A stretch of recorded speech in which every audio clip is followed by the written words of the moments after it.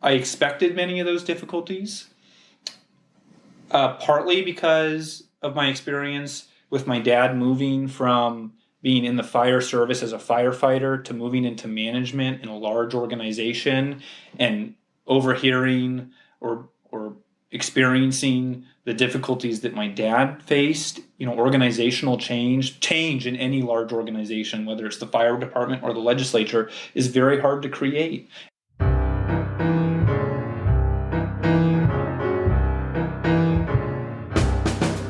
Welcome to the East Anchorage Book Club. I'm your host, Andrew Gray. The purpose of this podcast is to tell the stories of Alaskans of interest and importance.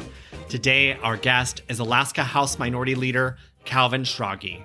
Born and raised in Anchorage, he chose not to follow his father into firefighting, unlike his younger brothers. Instead, Calvin took a different path, one that we will explore today.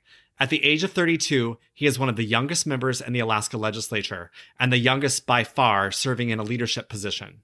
We talk about why he didn't become a firefighter, how he ended up representing the district he grew up in, which is the area around Service High School, and what it was like to become a father, smack dab in the middle of the legislative session this past year. Calvin Schrage, welcome to the podcast. Great to be on. Thanks, Andrew. So you were born and raised in Anchorage. Yeah, that's right. Where are your parents from? My mom is born and raised here in Anchorage, and my dad is actually from out of state but moved up at a very young age. So, what state is he from? For all intents and purposes, lifelong Alaskans. And Where is he from originally? Ohio. And how old was he when he moved up here? I actually don't know, but very young, maybe like 2 or 3. Oh, 2 or 3. Yeah, very, very young, I'm pretty sure. And are both sets of your grandparents here? Yeah. That's a little bit of a difficult question, but yes, I've got... on my maternal side, my grandmother has a home in Carluck, so Fairview area of Anchorage, and then on my dad's side, both grandparents are still here in town and split their time between Nancy Lake and Anchorage. So yeah, a lot of family in town, and as you know, I have a child, and a lot of support, which in this day and age is so incredibly valuable with all the childcare issues that we face. So we feel very lucky. I want to talk to you about having your first child during session, but I'm going to save that for a little later. What high school did you graduate from? Service High School.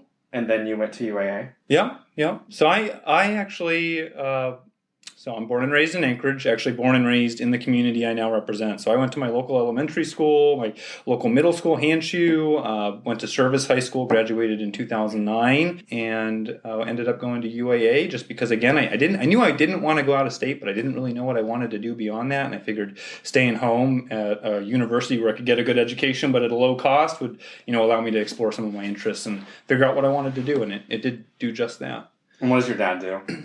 He's a firefighter. He spends less time fighting fires now. He's the fire chief for the Anchorage Fire Department, but 30-something year career in the fire service, much of which was spent here in Anchorage. What's it like growing up with a firefighter dad? Well, don't know that I've ever actually been asked that question. When I think of what it was like growing up with a firefighter father, it was almost entirely a good experience, but with some downsides and some hard lessons that I think I was provided early on that have helped to shape me to who I am today. So on the good side, we were able to go hunting and fishing and fly out of town for 3 or 4 days to go hunt caribou or go to the cabin because we had that Kelly shift, that schedule where you're on for on and off for 3 shifts, and then you have a 4-day break. You have 4 days off in a row. So great family memories, afforded our family so many opportunities, good salaries and benefits, and so our family has always been well provided for through that service. At the same time, I know that his service in public safety caused me to think about things like death very early on, what it is to put your life at risk, what it is to serve your community. I can remember, especially as, my dad's job changed and morphed over time as he moved up through the ranks. There were just times where he had to work. The obligation was there. It was his duty to respond to an emergency and leave the house right away to get somewhere where he needed to be. And that meant honestly putting our family second in those circumstances because his duty to the community, to his government service, was a duty, and he had to do it. That was his job and his duty to the larger community, and we understood as a family that that's one of the sacrifices that you make when you're in government service, especially in the public safety roles. So again, it was a almost entirely positive experience, but one that also gave me some interesting insights, I feel, into kind of community and duty and service and family sacrifice, and all of that. I work in healthcare. My school-age son, his routine question when I get home from work is, "What was your worst patient?" And he loves, he wants to hear something gory. He's like, somebody shot a bullet through their calf. Like that's an all-time favorite. Yeah, for sure. Yeah. Did you ask your dad questions about the fires that he was fighting? Yeah, we would ask questions occasionally. I think similar to when you hear stories from military families where they don't really like to talk about a lot of it, I always got that sense to some degree when we would ask those questions that there was a real hesitancy to share those stories. Now, my parents were very much believers that your kids are going to have to deal with and experience these things at some point in their life, and you're never too early to start talking about, thinking about, and processing those things. And so they were very open with us when we asked questions. And so, we would hear stories about, third-degree burns and the trauma that causes, about other firefighters getting injured, electrocuted, burned by steam. Stories of motorcyclists who had their limbs ripped off because they went too fast, slid, and hit a light pole. Really traumatic things that we would learn about through my dad's career. And, I guess was another way in which I kind of recognized early on that everybody has a unique story and their own burdens and traumas. And firefighters, just like anyone else, are no different, that everyone is carrying these traumas and burdens. I thought it was traumatic hearing about these stories. I can only imagine how traumatic it was for my dad and for others to deal with those sorts of life circumstances. So very, the fire service has provided a lot of lessons or insights into life for me. And I'll say I learned a lot from my mom as well, but, that's another side of the story. Did your mom work? Yeah. So my mom is a nurse by profession and was working in a doctor's office, took a few years off in our very early years to raise us, and then went back to work once we were back in school. And so my mom went back to that same doctor's office, Dr. Jeff Brand. I know many people are familiar with him. He's a great local pediatrician who still practices today over at Latouche Pediatrics. And so I got to see my mom in that capacity, but I also got to see my mom in so many other capacities, like serving on our local PTA. She was our PTA president at Abbott Loop Elementary, ran the box tops office, ran citywide cleanup, like all these efforts that I found to be so enriching and fun, but also, again, fit in with that kind of mindset of community service that my family had that I feel really, stamped onto me really firmly. And, also saw her grow and be very involved. Let me clarify that. Also saw her very involved in our sports. We grew up playing hockey. My mom, everything she did, she found a way to get more involved and to make whatever organization or activity we were benefiting from better. She went on to be on the board of the Mighty Moose, really played a huge role in developing that organization into what it is today. As I mentioned, was the PTA president for our local school, eventually went on to be the PTA president for the state. So just from both my parents so many lessons about community service and being involved. And if you want to live in a better community, if you want to have these activities, programs, opportunities, you have to create them. If you want to have safe communities, you have to put yourself on the line to create that. How many kids are there? Me and my brothers. So I'm the oldest of three, and I have two younger brothers, and we're all about 2 years apart. So one of them's a firefighter? Yep. So both of them are in fire service. The middle one's a wildland firefighter, and then the youngest is a firefighter for the Anchorage Fire Department. But you've never been a firefighter? I was kind of the black sheep in that sense, yeah. What did you study at UAA? Accounting. And you're going to be an accountant? I was going to be an accountant. I'm not an accountant. Yeah, you bring up so many things to think about. I'm trying to decide whether to explain talk about my experience at the university or talk about why I didn't go into fire. I think they're intertwined to some degree. There's so much brotherhood in the fire service. There's such a legacy and sisterhood. This in many ways it's like the military, where you have these people that you can depend on, that you train with, that you work with, that you live with, that you become so connected with. It's such a rich culture and just family that is the fire service, that those aspects were really appealing to me as a child. But I also, I think every kid has this desire not to follow too closely in their parents' footsteps. You don't want to be a copy. You don't want to just be a duplication of your parents. And I think I had certainly some of that rebellious spirit, and I just didn't feel the calling towards the fire service. I think I would have been very happy as a firefighter, but that wasn't the path that I was on. I didn't have a calling towards it. I didn't have a calling towards anything really, other than wanting to find fulfillment and enrichment and growth for myself and to enjoy life. That was the only real kind of mandate I had. And I didn't feel like the fire service was that. And I also felt like the fire service was so, like once you're in, you're kind of committed in a lot of ways. And I didn't feel ready to commit towards a line of work like that. And so I think that led me also to, again, I knew I wanted to stay in state. That led me towards, going and exploring degree opportunities at the university. And so I started as just a business major. And then I think I might have switched my major in the first year to economics. And that didn't quite seem right. And then I switched my major to accounting. And after I got a few classes into accounting, I fell in love with the study of accounting and how you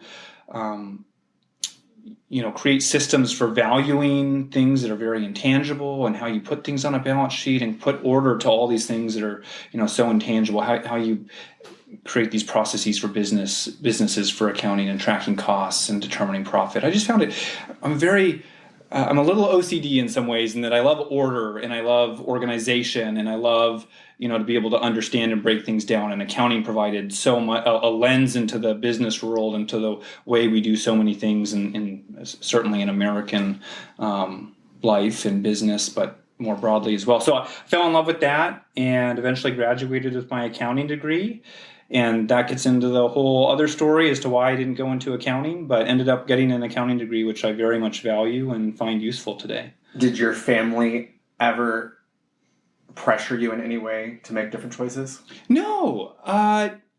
Well, certainly there's the pressure of a parent to, do better, get better grades, figure things out. Every parent wants their kid to be successful and to, figure out what's best for them. And parents have ideas as to how to guide them towards that. And certainly my parents were no different. But at the end of the day, my parents just wanted us to be happy and supported in whatever it is that we decided to do. And certainly my parents thought that I was making mistakes along the lines, or, maybe, this isn't the best degree for you. I don't know. I've never really asked them that question, but I'm sure those thoughts were there. I think they were very much aware, certainly, especially for me, I already put all the pressure on myself that I need to have. I already feel this incredible burden to hold myself to a high standard, and I miss the mark all the time. But I have that burden and expectation for myself and the pressure there. And I think my parents recognized that them further pressuring me or guiding me to do better or be more disciplined probably wasn't helpful and just made me more stressed and kind of fall apart more. Why didn't you go into accounting? Well, I was ready to go into accounting. I was ready to start studying for my CPA exams. You were 22 or 23? No, I was probably 24 at that point. It took me an extra year and a half to finish college because I didn't know what I was doing those early years. It took me a little while to figure out my direction and get serious about school and figure out what I was interested in. So it took me a little longer. But I did really enjoy the profession. I really found my stride as I got further into my degree program. I started doing really well. I took, D's and C's and turned them into A's and B's in all my classes. I really found my passion and really started to understand the accounting behind the work we were doing and fell in love with it. I was really enjoying it. And I was ready to start working on my CPA exams. But I had one little hiccup, which is that to get your CPA exam, you actually need an extra year of school. And I was really just on the fence about, it already took me an extra year. I feel like I've been in school now for 5.5, almost 6 years. I don't want to be in the classroom anymore. I want to be working. I felt this financial pressure to start building a retirement savings and get into the workforce more actively. I had been working at Fred Meyer's and Petco and, held jobs from, junior year in high school, through my college studies. So I was in the workforce, but I really wanted to start, building a life for myself more than just being in the classroom. And so I wasn't entirely sure what I was going to do. I took the winter to kind of figure it out, and through happenstance, through an alumni event, I was connected with a local business owner who had started a wonderful company here in town and grown it to be one of Alaska's largest educational services providers. And he had been admitted to Harvard and had been deferred his admittance to Harvard for 2 years already, couldn't defer it again, and really needed someone to step in and take over the operations of the company. And I was connected with him, heard a little bit about it. I'm very much a purpose-driven individual, and went, this is a really unique and cool opportunity to work for a small business with a great local impact, helping students get through some of the same educational struggles I had had in high school and early college, help them figure out where they want to go, what they want to do, prepare for SATs, ACTs. And I was like, what the heck, let's give it a try. So I said, I worked with him to set up an internship structure, so it was low commitments. I could try it for 6 months and see if it was a good fit and would bring me a lot of what I was looking for in a job. And I started and loved it. And 6 months later, took over the operations of the company and ended up running that business for almost 7 years, during which that time I was able to meet my wife, support her in her pursuit of her CPA exam and career in accounting, and was able to get exposed to so many opportunities that hadn't been on my horizon previously, like serving on the Anchorage Chamber of Commerce, which was very formative for me, and just many others. So a great experience that just kind of happened out of happenstance, and like so many things in my life, was just one of those doors that opened. And I kind of poked my head through and was open to a new experience. And I've never regretted really stepping through one of those doors that's opened, trying something new. And this was certainly no exception. I enjoyed the heck out of it. And frankly, don't think I would have ever ended up here if I had gone into accounting, I would not have ended up a legislator. I'm pretty confident of that. So your wife's an accountant, though. Yeah. That's so interesting. How did you meet her? Through the university. Through your program? Yeah, so, I started to feel, going back to my upbringing, we were always involved in some sort of community service or contributing back in some way. And as I started to get further into my 20s, wanted to get more involved. I didn't really know how to serve my community, but I wanted to start getting more involved. And so in my senior year at UAA, I joined the accounting club, I met Heather through the accounting club, and so we got together through that, and were connected through one of the teachers, and kind of just bloomed out of there. So I had actually just graduated, but had stuck on with the accounting club, kind of helping them continue to run their meetings and facilitate the Night in the Spine event, and then that connected me to Heather, or provided that opportunity to meet her, and kind of clicked right from the start, and that then led into my relationship I have today. Do you get to live vicariously through her accounting career? You may be the only person that's ever portrayed living through a CPA as vicarious. I think people think of CPAs as, very boring and a, very bland life. Maybe I would disagree. Yeah, I get to live vicariously through her. Sure. It's a good opportunity to continue to engage with and connect with all of my old accounting professors and, friends and students and the like. But two, I get to continue to, hear about some of the tax policies and, trickle down effects of those, and have a much, have an inside ear on kind of how things are developing with, for example, COVID relief funds and all sorts of nerdy intricacies of the accounting world that I really enjoy getting to listen into and overhear her when she's doing CPEs, those continuing education credits. And I get all of my accounting fixes are met through living through Heather. Would you say your parents were political when you were growing up? I mean, you said your mom was on the PTA and the PTA for the state, and I would say there has to be some political involvement there. And I would also, correct me if I'm wrong, being the fire department chief, is a political role. Now it is. Yeah. Now it is. So that's a no. I guess to answer your question directly, I don't think my parents were very political. At least not. I don't remember politics ever being, a common item of discussion at the dinner table, right?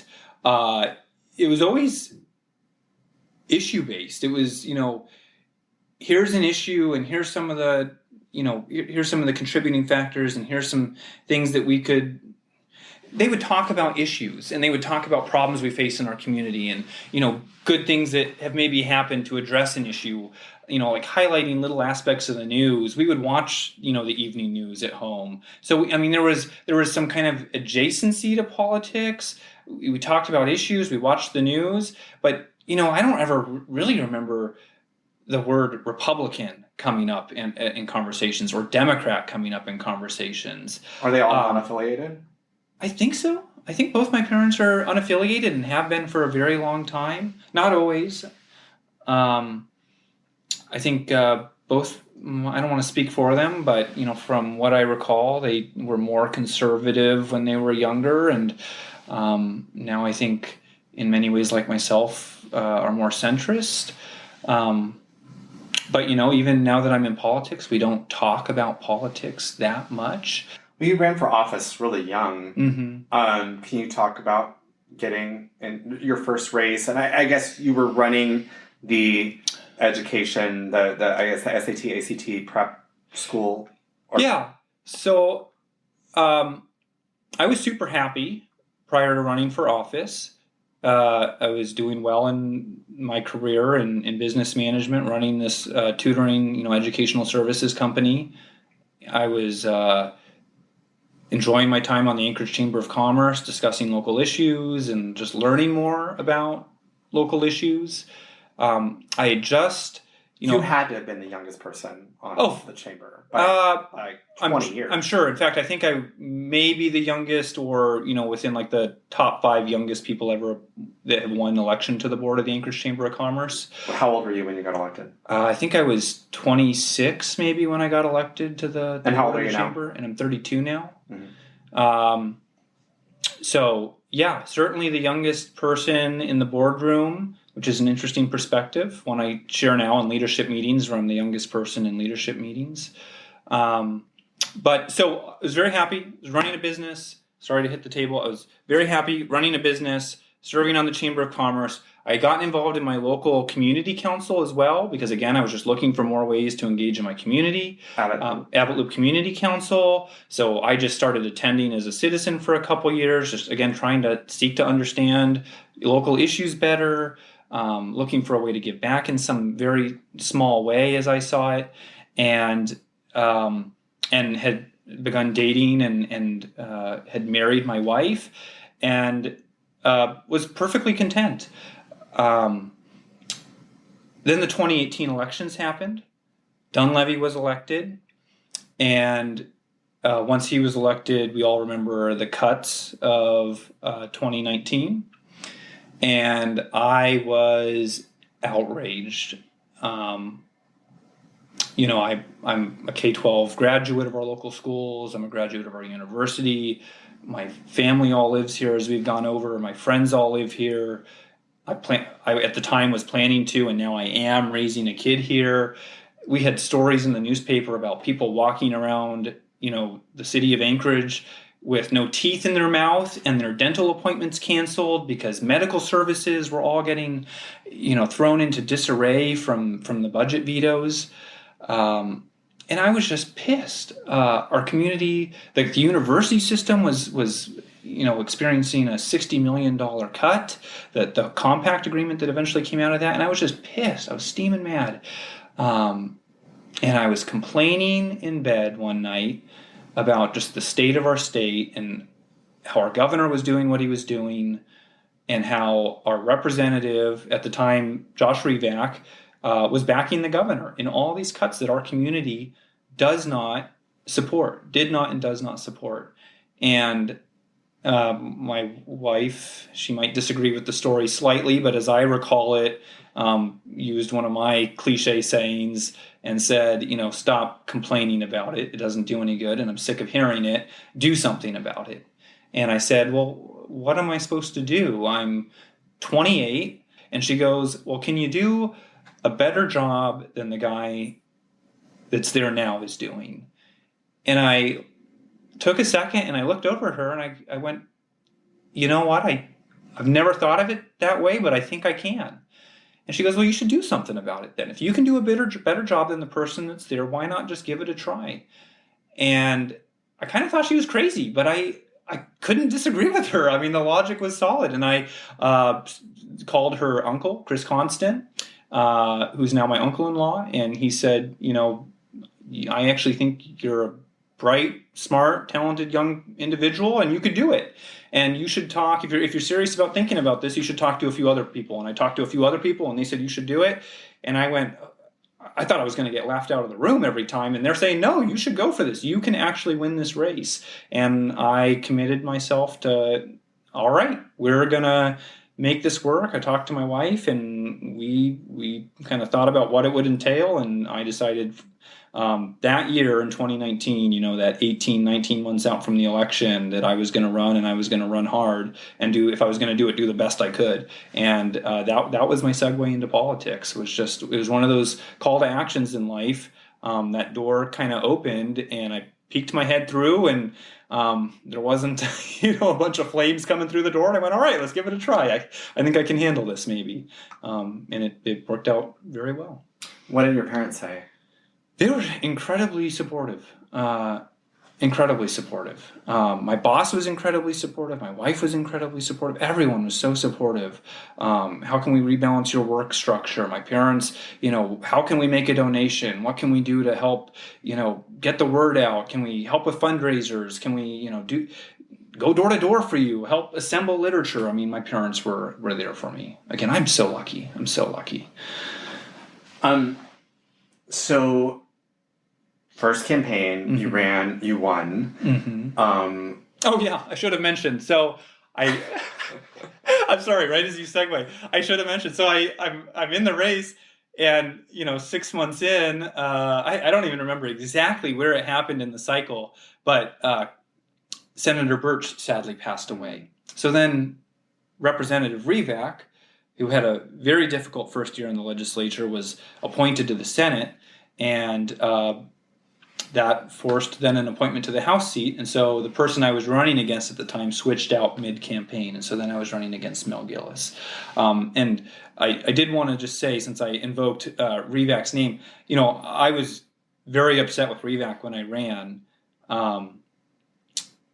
And I think even he would admit that he had a difficult first year on the legislature. He's night and day different from when he first ran. And I actually really like Josh. I think he's a great guy.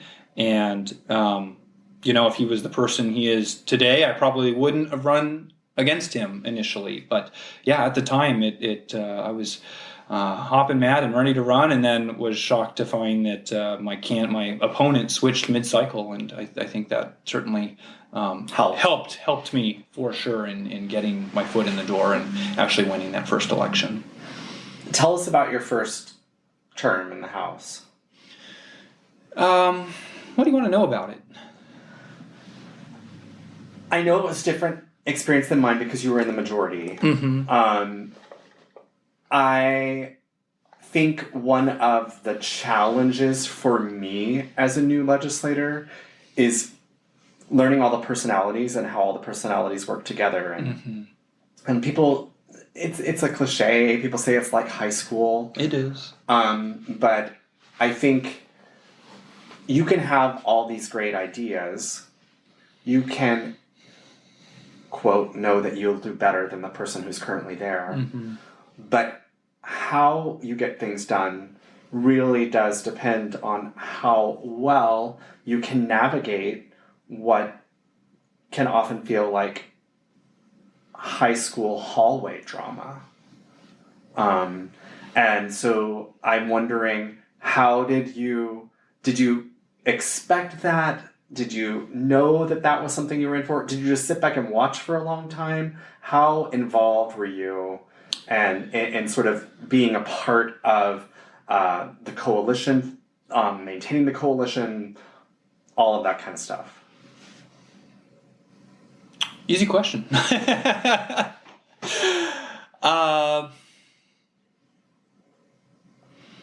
I think here's what I'll say about my first term, and redirect me if I don't answer your question the way you want, or if I ramble on for too long. First, I'll say strange, because I was elected during COVID. And so I think just right there, it's a huge difference from the experience that you're going through or have gone through. Because you were sworn in January of 2020. Yep. So COVID hit the year of the 2020 election. No. Well, we really didn't start having shutdowns until March. So you would have had like a little bit of normal time. Exactly. So the first 9 months of my campaign, the fall and the spring, were normal. I was out door knocking all winter long. I was doing fundraisers, doing phone calls, taking meetings, all that. And then spring comes and COVID hits. And so, that had a huge impact on then the remainder of my campaign. And then also a huge impact when I got to... Oh, wait, because you were sworn in 2021. Correct. Gotcha. Correct. So the year that I was running, the legislature had COVID hit that first year. Mm-hmm. They gavelled out after 70 days. And there we were living with COVID. I was then elected. We're now a little bit more, in COVID.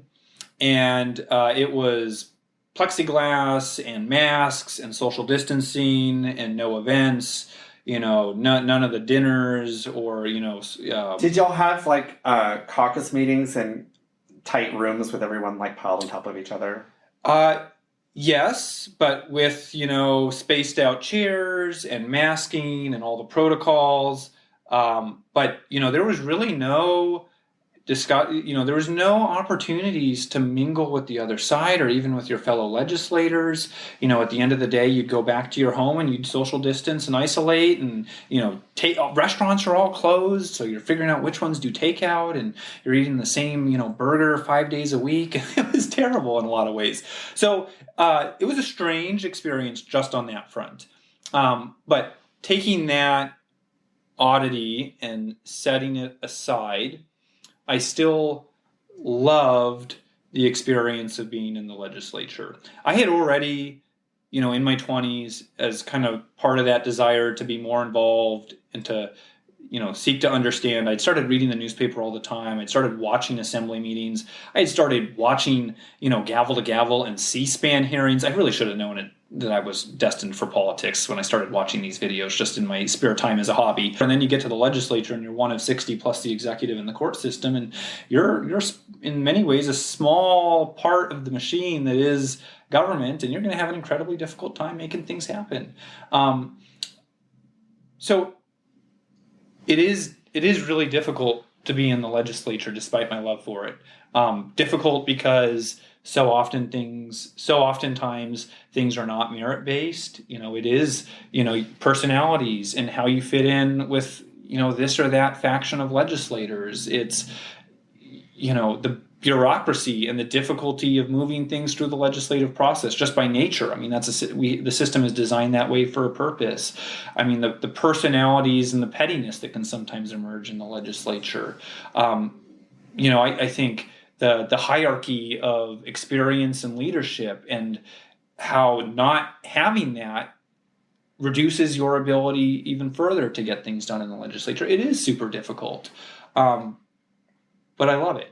I think I expected many of those difficulties, partly because of my experience with my dad moving from being in the fire service as a firefighter to moving into management in a large organization and overhearing or experiencing the difficulties that my dad faced. Organizational change in any large organization, whether it's the fire department or the legislature, is very hard to create. And there will be people with different visions for where to go, and they will do everything they can and pull every trick in the book out to prevent your vision from achieving fulfillment and to instead further theirs. And I think I had gained a significant amount of exposure to that as a child of a firefighter who moved into management. I think all of that helped me to enter the legislature with a real positive mindset, and helped me to have a really good experience. Do you still have a really positive mindset? Yeah, I do, actually. I don't know. I hope that you can tell that when I'm in Juneau and we're doing our work, I genuinely enjoy it. I'm walking around smiling and having a good time.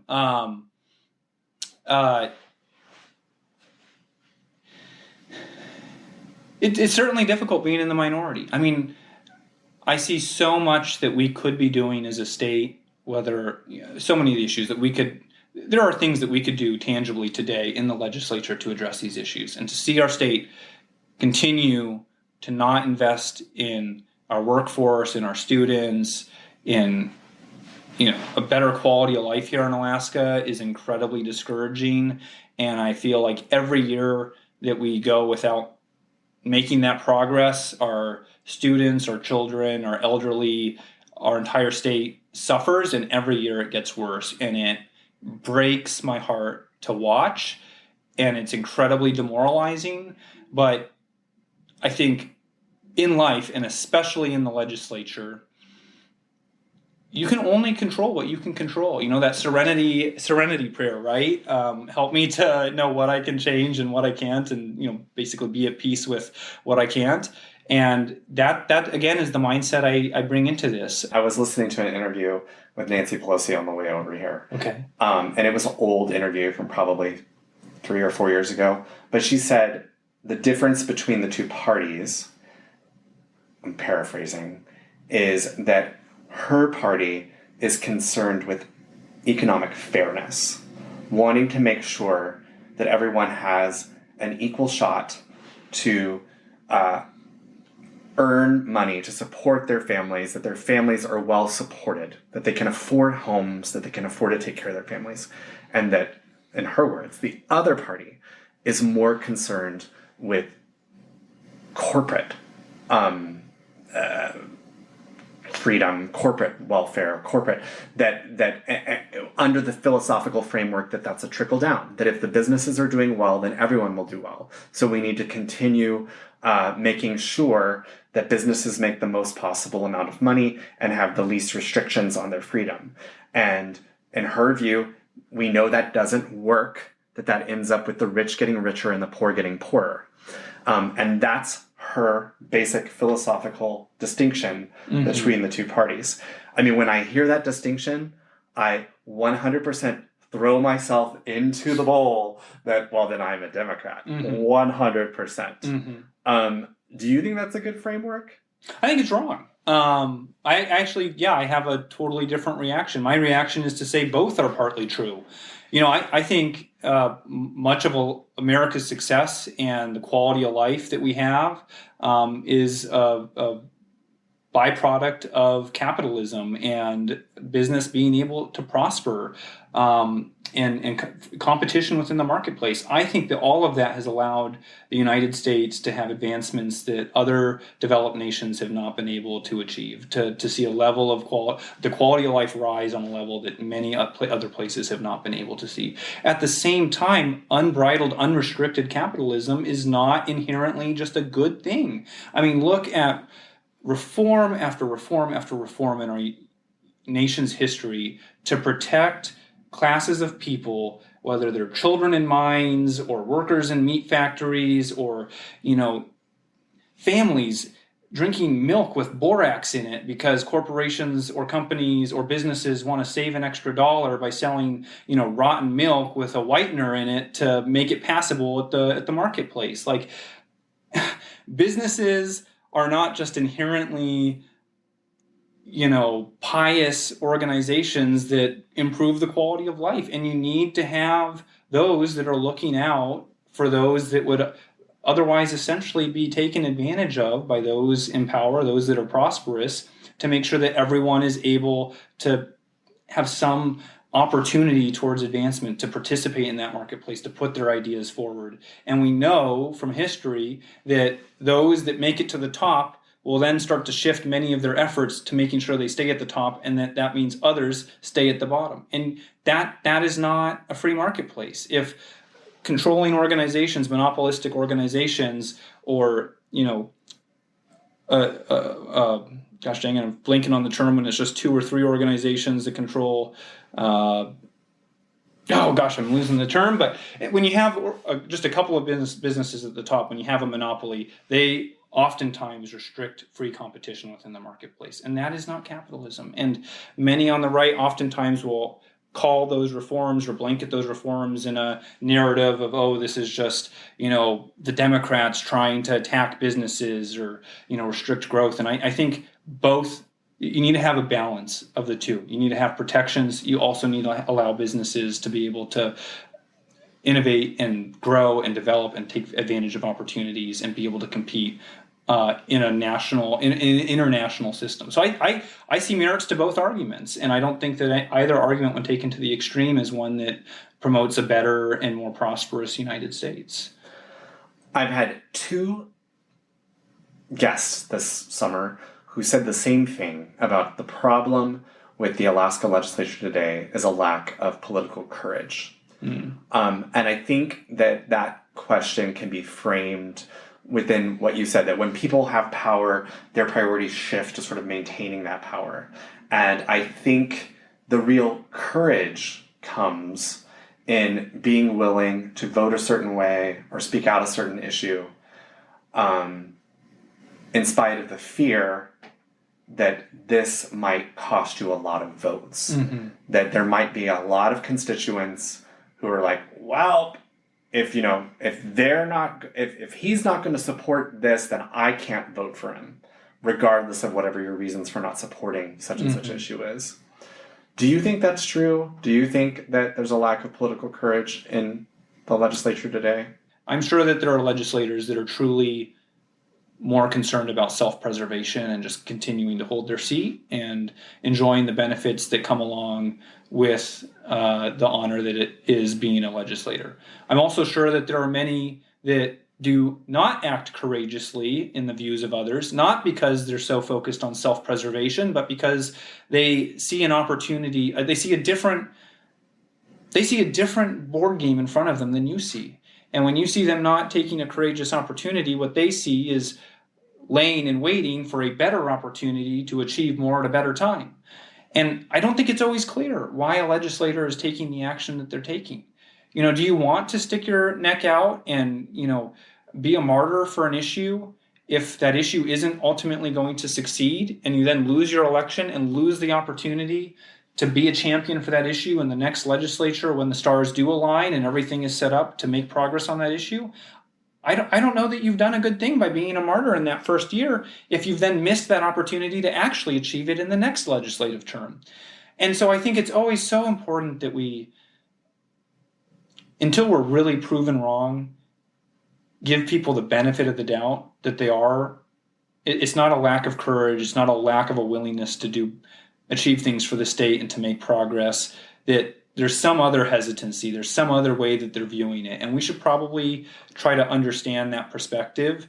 And I think that gets us on the path towards finding common understanding and maybe a united path forward than just summarizing it up as, this legislator or that legislator doesn't have courage. And certainly there are examples of times when legislators truly just didn't have courage.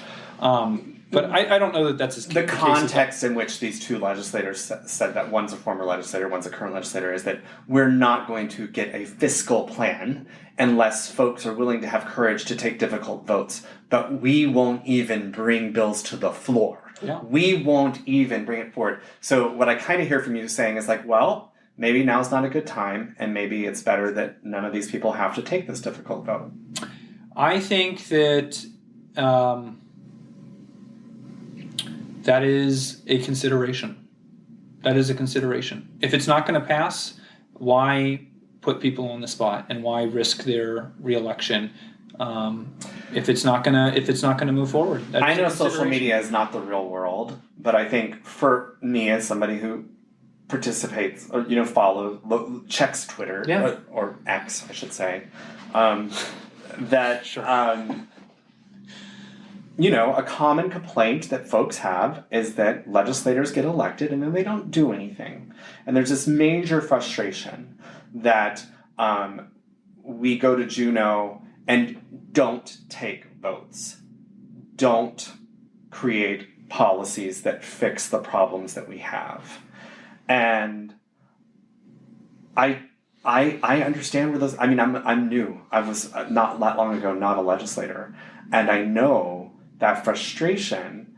And, if you tell people we have to face the reality. We have the governor that we have. We have the majority that we have. We have these real constraints that prevent us from, enacting the policies that we'd like to make.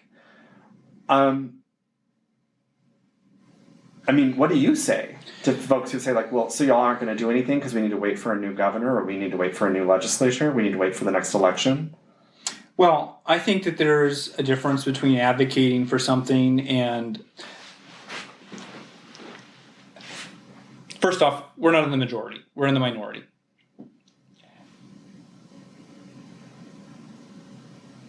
Everyone has... you bring up good criticisms and good concerns. The things I'm talking about when it comes to bringing things to the floor are really, I think, in many cases, majority considerations. In the minority, we should be calling for these things to be brought to the floor all the time. We should be voting on these things, especially since they align with our vision for the future. And I don't think voting on a fiscal plan for our caucus harms our caucus. And so we should be calling for that. It's also one of the most critical issues facing our state. I guess I wasn't expecting this question, so I'm running through my own internal process of playing devil's advocate with myself. So on an issue like the fiscal plan, we're calling for it all the time because it's something that aligns with our caucus. Other issues that maybe are more controversial or that split our caucus, I would argue that we should not bring those forward. And talking to a constituent who is upset that we're not bringing bills to the floor or calling for certain bills to be brought to the floor because there's no political will for them to pass or because it would divide our caucus, I can understand that frustration. But I think that they can also understand that if it detracts from us making progress on one of those really critical issues that our caucus does support, it really actually sets us back. And I think most voters understand that. I think if you take the time to go door to door or make the phone call or talk to someone at the grocery store and explain the context of the situation, I actually think many of those people who complain that there's not enough action understand it. I think they understand the reality of the legislature and the political makeup of it. And while we're all idealists and wanting things to happen, I think most people recognize if you explain that there's good, well thought out reason as to why you're taking the action you're taking, I think most people understand and respect that, at least mostly. So you became the minority leader this year, a very important leadership position at a very young age. You also had your first child during session. What was that like? Difficult. I think having a kid is difficult. I think having a kid during the legislature is even more difficult. We had the baby, had a week together, 6 days together, and then I had to go back to Juneau, and it was terrible for all of us. You know, Heather's trying to figure out life as a new mother. I'm stuck in Juneau, 200 and some miles away from my home, or I think it's actually further than that. 500, thank you. I'm off by a factor of 2. 500 miles away from home. And it's not what we wanted. I don't think anyone wants that situation for their family. And so we decided very quickly that we were going to sacrifice, frankly, some of Heather's safety and comfort to bring her and the baby to Juneau, because it was not an option for me to come back to Anchorage. I'm duty bound to be there to lead our minority, to navigate the legislative process. And so we sacrificed some of Heather's safety and comfort to come to Juneau and bring the baby with her so that we could have our family together. And we made it work the best we could. I mean, we had the baby in for caucuses, and Heather was in the office frequently, and I'm so thankful to everyone for being so supportive and accommodating of having a newborn baby in the office during meetings and disrupting things and calling me away from the room for a few moments here and there. But even then, no mom, no family imagines welcoming a baby home to a hotel room in Juneau with, no couch for you both to sit on and sit with your baby and enjoy your family, and none of your family there, or support system there, none of your friends, none of your medical providers. And so it was really difficult. It's really difficult, and it's going to continue to be difficult. But it's something that we're compelled to make work. I mean, Heather believes very fully that being in the legislature and serving in this way is something that's valuable, and that she wants to see have an impact on our state. It's super hard. It's you talk to. It's so funny now being someone in politics, which is still, even after 3 years, weird to say. It's so funny to compare back to my view of the legislature as a citizen, right? Like, it's so easy to, I think, just be frustrated with the thing. I think it's so easy to think that other people's jobs or burdens are, manageable, and they should be able to handle it better. And I think people question things like, the salaries, or the fact that there's a legislative lounge or a daycare service in Juneau. And I think that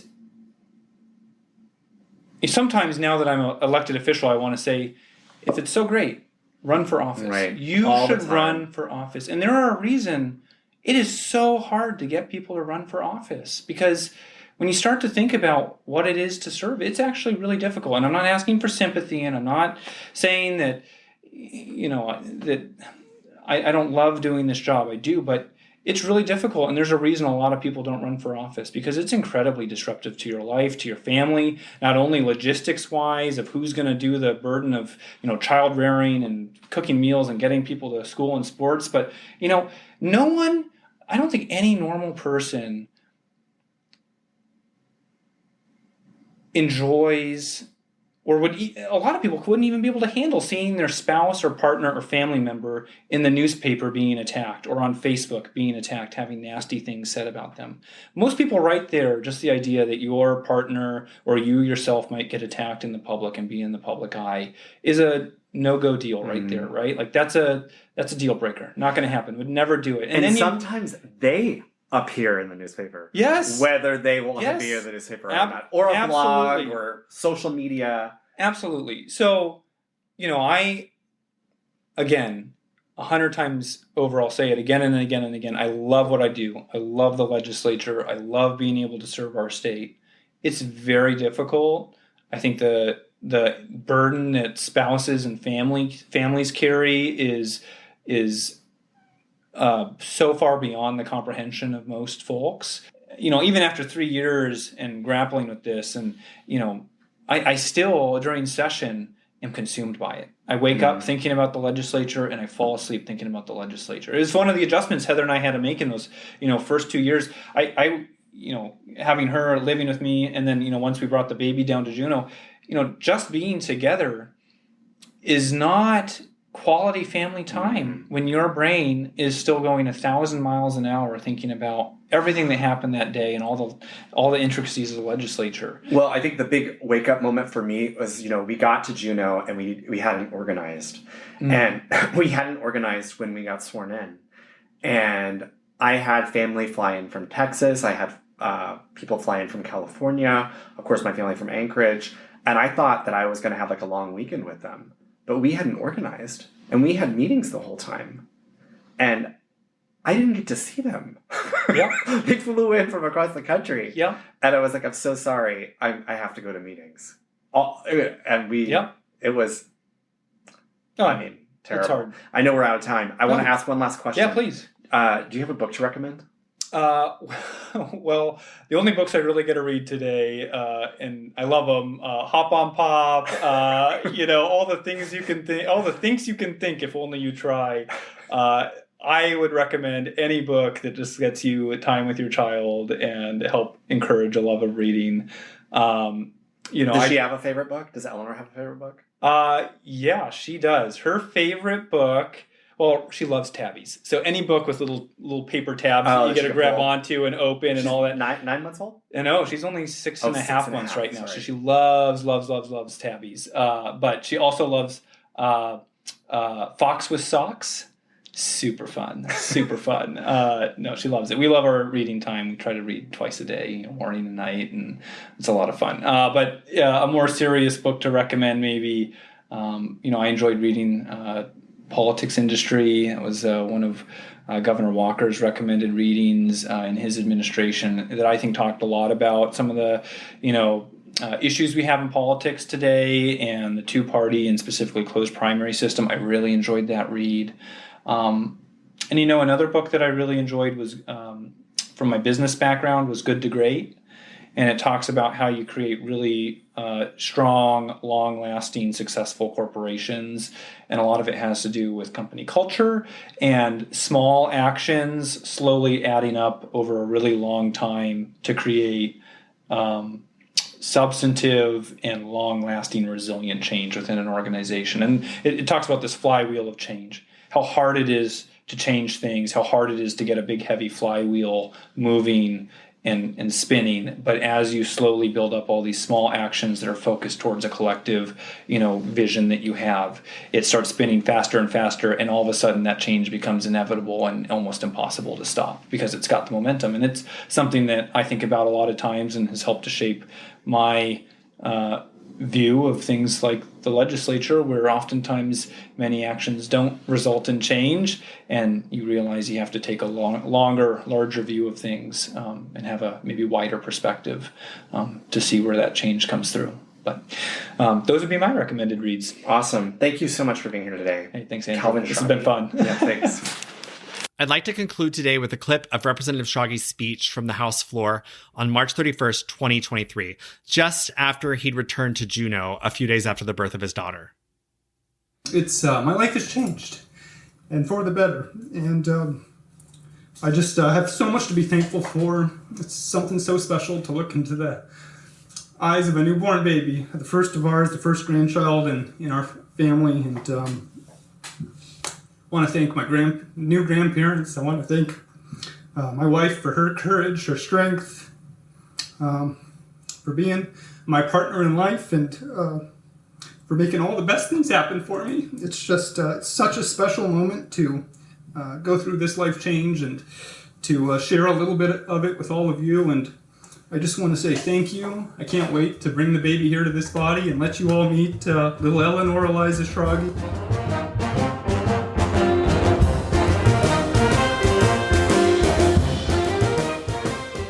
Big thanks to Minority Leader Schrage for being on the show today, and thank you to you, our listeners.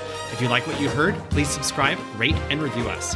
To contact me, email eastanchoragebookclub@gmail.com. That's eastanchoragebookclub, all one word, @gmail.com.